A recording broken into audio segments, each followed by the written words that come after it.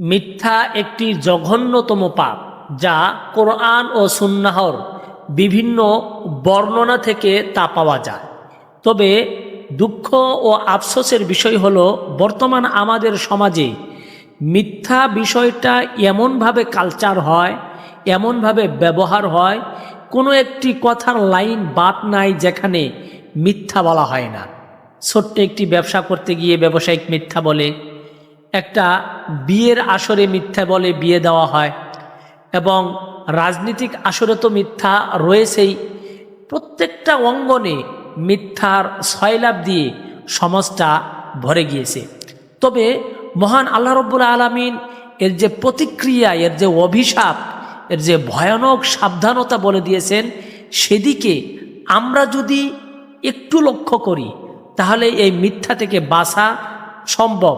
অন্যথায় যেভাবে আমরা মিথ্যাকে প্রশ্রয় দিচ্ছি, নিজে বলছি, অন্যের মিথ্যা কথা শুনে নিজের কানকে শুক করতেছি, এটা আমাদেরকে ধ্বংসের দিকে নিয়ে যাচ্ছে।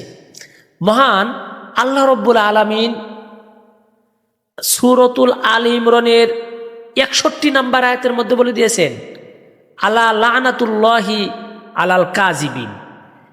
ওই সমস্ত ব্যক্তিরা লানত-প্রাপ্ত যারা মিথ্যা বলায় অভ্যস্ত। আপনি মহান আল্লাহ রাব্বুল আলামিনের যদি লানত-প্রাপ্ত হয়ে থাকেন, তাহলে আপনি সেখান থেকে উঠা বড় মুশকিল। আমরা যদি মহান আল্লাহ তাআলার লানত থেকে বাঁচতে চাই, মিথ্যা ছাড়তে হবে। অন্যথায় আল্লাহ তাআলা অন্য আয়াতের মধ্যে বলে দিয়েছেন, ইন্নাল্লাহা লা ইয়াহদি মান হুয়া মুসরিফুন কাযযাব। নিশ্চয় তারা হেদায়েত পাবে না যারা মিথ্যা বলায় অভ্যস্ত। মিথ্যাকারী ব্যক্তিরা হেদায়েত থেকে দূরে, তারা হেদায়েত পাবে না। সূরাতুল জুমারের 28 নম্বর আয়াতের মধ্যে আল্লাহ তাআলা বলে দিয়েছেন, ওয়ায়াউমাল কিয়ামাতি তারাল্লাযীনা কাযাবু আলাল্লাহি বুজুহুহুম মুসওয়াদ্দা।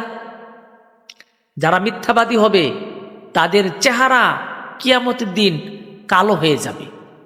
মিথ্যাবাদী ব্যক্তিরা মুনাফিকের আলামতের সাথে তাদের চরিত্রের মিল পাওয়া যায়। কারণ রাসূল আকরাম সাল্লাল্লাহু আলাইহি সাল্লাম হাদিসের মধ্যে বলে দিয়েছেন যে মুনাফিকের চরিত্র হলো 3টি।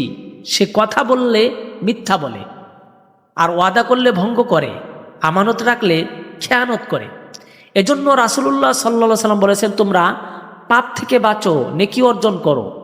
নেকি মানুষকে জান্নাতের দিকে নিয়ে যায়, আর পাপ মানুষকে জাহান্নামের দিকে নিয়ে যায়।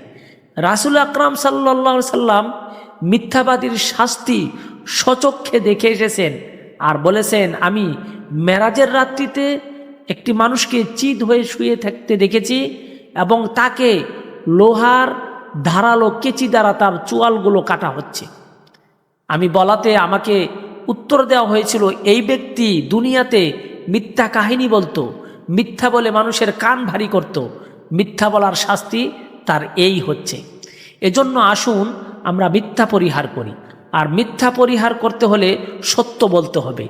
সত্য ও হক যদি নাও বলতে পারেন, আপনি চুপ থাকুন। আল্লাহ রাসূল সাল্লাল্লাহু আলাইহি সাল্লাম বলেছেন, মাং সমাতা নাজা, যে চুপ থাকে সে নাজাত পায়। আপনি সত্য বলার চেষ্টা করুন, সত্য বলতে না পারলে অন্তত মিথ্যা না বলে চুপ থাকুন। মহান আল্লাহ রাব্বুল আলামিন আমাকে, আমাদের সকলকে মিথ্যা নামক ভয়ঙ্কর পাপ থেকে বাঁচার তৌফিক দান করুক। আমিন। ওয়া আখিরু দাওয়ানা আলহামদুলিল্লাহি রাব্বিল আলামিন। আসসালামু আলাইকুম ওয়া রাহমাতুল্লাহ।